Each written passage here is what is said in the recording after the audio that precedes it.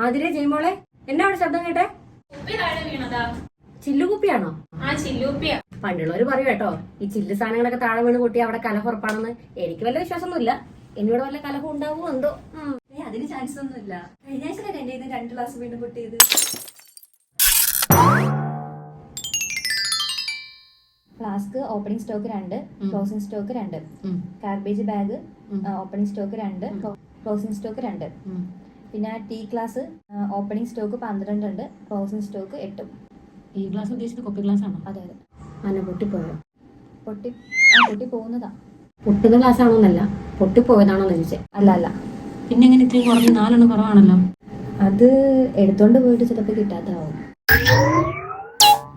ശരി, 4 കുറവുണ്ട്. അടുത്ത തന്നെ മിനറൽ വാട്ടർ 24, ക്ലോസിംഗ് സ്റ്റോക്ക് 20.